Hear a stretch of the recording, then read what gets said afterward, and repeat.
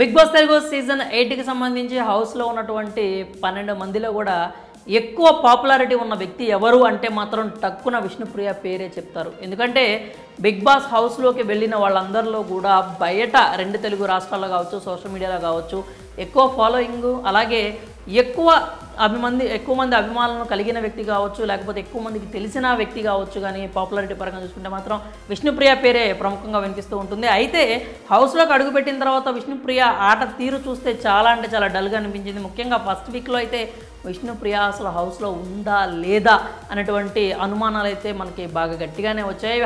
కాకపోతే హౌస్లో ఉన్న సెకండ్ వీక్లో మాత్రం విష్ణుప్రియ కాస్త కూస్తూ అంటే టాస్కుల్లో పాల్గొనడం కావచ్చు, లేకపోతే ఆర్గ్యుమెంట్లో కావచ్చు, లేకపోతే తను అనుకున్నది ఎక్స్ప్రెస్ చేయడంలో కావచ్చు, విష్ణుప్రియ అయితే కొంతమేర సక్సెస్ అయిందనే చెప్పాలి. ఇంకా అంతేకాకుండా ఆ మాత్రం సక్సెస్ అవడానికి కారణం మాత్రం సోనియా అనే చెప్పాలి. ఎందుకంటే సోనియా ఎక్కువ శాతం విష్ణుని టార్గెట్ చేయడం వల్లే ఈవిడ కాస్త డల్గా ఉన్న ఆవిడ కూడా ఆర్గ్యుమెంట్లో ఎక్కువ అంటే పాల్గొనడం కావచ్చు, అంటే డిస్కషన్స్ పెట్టడం కావచ్చు, ఆర్గ్యూ చేయడం కావచ్చు.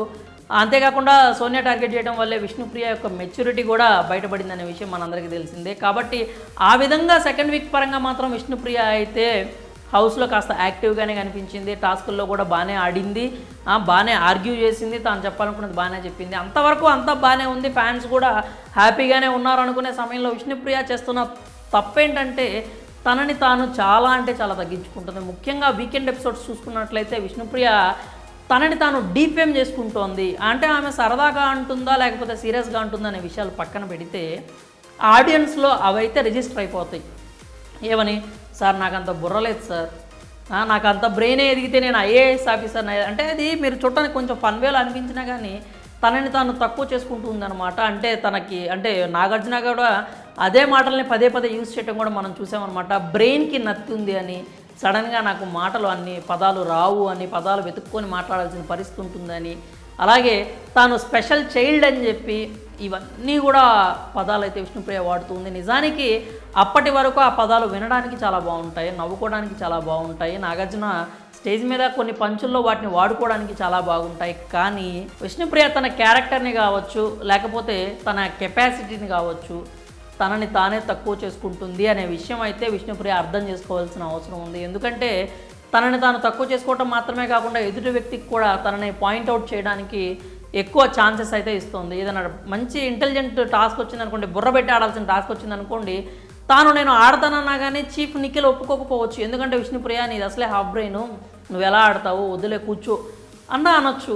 లేదంటే ఏదైనా ఒక మాట మాట్లాడాల్సి వచ్చినప్పుడు, లేదంటే ఆర్గ్యుమెంట్కి సంబంధించి ఏదైనా ఒక టాస్క్ ఉందనుకోండి, అప్పుడు కూడా నీకు అసలే బ్రెయిన్కి నత్తి కదా, నువ్వు వెళ్ళేం మాట్లాడతావు, వదిలే కూర్చో అనేటువంటి బ్యాక్ ఫైర్ అయ్యే సందర్భాలు కూడా ఎక్కువ ఉన్నాయన్నమాట. బిగ్ బాస్ హౌస్లో సాధ్యమైనంత వరకు మన లూప్ హోల్స్ కావచ్చు, మనలో ఉన్న మైనస్లు కావచ్చు, వాటిని ఎక్కువ వ్యక్తపరచకుండా ఉంటే మంచిది.